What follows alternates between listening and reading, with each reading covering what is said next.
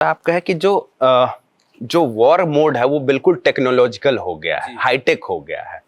जब आप वहां पे सर्व कर रहे थे उस समय टेक्नोलॉजी उतनी आगे नहीं थी, तो आप लोगों को जो एक फीडबैक मैकेनिज्म बनाना होता था, आपने OGW की बात की, तो आप लोग जो एक फीडबैक मैकेनिज्म बनाते थे कि उस समय बहुत क्योंकि उस समय सिंपैथाइजर भी ज्यादा थे, OGW भी ज्यादा संख्या में होती थी, और क्योंकि उस समय का कश्मीर आज के कश्मीर से बहुत अलग था, तो ये जो मैकेनिज्म बनाए सर, वो कैसे बनाए? मतलब उसको बनाने में कितनी परेशानी आई?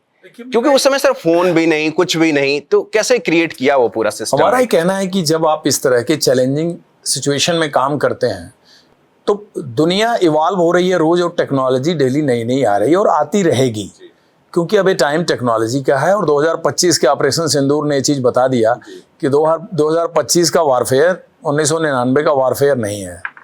आपको बॉर्डर पार करने की भी जरूरत नहीं है। खैर 99 मजबूरी थी कि हमको हाई माउंटेन्स वापस लेने थे, तो हाई माउंटेन वापस होने में आपको फिर उसी बुनियादी और बेसिक सिखलाई पे जाना है कि पहाड़ों में चढ़ाई करनी है और पहाड़ों में अटैक करके वापस चोटी लेनी है, जो कि 1:5 का रेशियो होता है। उसमें दुश्मन का एक सिपाही है तो आपका 5 के लिए आपको तैयार रहना पड़ेगा, बिकॉज माउंटेन्स आर वो एंगल बिल्कुल ऐसे होता है, mountains are good for the defender, defender, mountains are not good for the attackers. तो माउंटेन की सबसे बड़ी प्रॉब्लम यही है कि जिसने पोजीशन डिफेंस में ले ली है वो कमांडिंग पोजीशन में है। अब वापस आते हैं हम उस टाइम की एरा में। तो टेक्नोलॉजी आती रहेगी, जाएगी, और टेक्नोलॉजी इंप्रूव करना हमारे लिए बहुत ही सब्सटेंशियल, बहुत ही सिग्निफिकेंट गेन है, उसका हमने अनुभव किया। बट मेरा ये मानना है कि जो आपका ह्यूमन वर्टिकल है ना, जो ह्यूमन लेयर है अवाम के बीच में, आप पाकिस्तान या किसी जगह आप कुछ भी डैमेज कर लीजिए, उसकी आप फोटो मंगा लीजिए, उसकी आप वीडियो मंगा लीजिए, लेकिन बहावलपुर में रऊफ असगर मरा, ये कंफर्मेशन कोई वहाँ इंसानी सोर्स ही आपको फ़ोन पे दे सकता है, जो नमाज जनाजा में गया हो और वो पक्का मुकम्मल करे।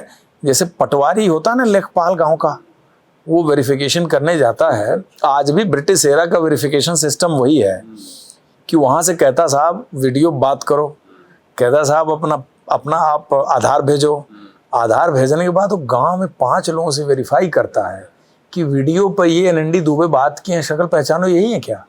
मतलब देखिए, अभी बेसिक सिस्टम गया नहीं है। तो हमारे टाइम में टेक्नोलॉजी कुछ भी नहीं थी। कम्युनिकेशन कैसे था? ह्यूमन कम्युनिकेशन था।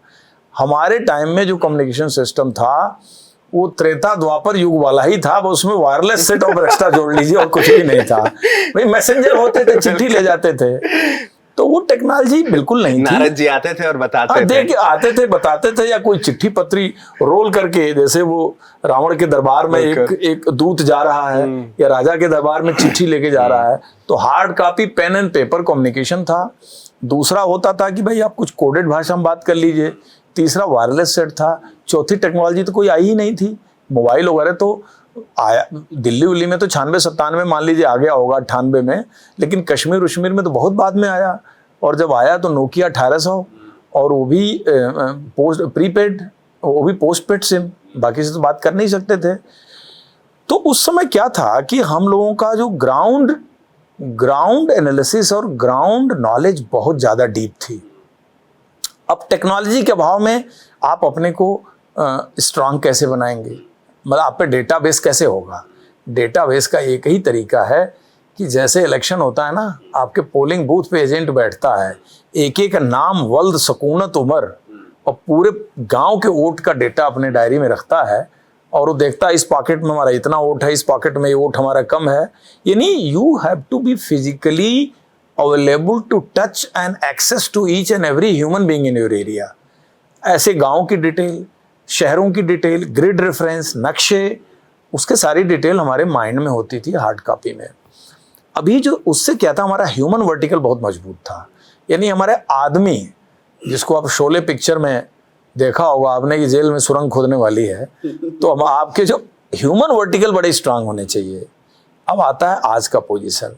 आज जैसे जैसे टेक्नोलॉजी आगे बढ़ी है, वैसे वैसे लोग थोड़े से ह्यूमन वर्टिकल से कट गए हैं।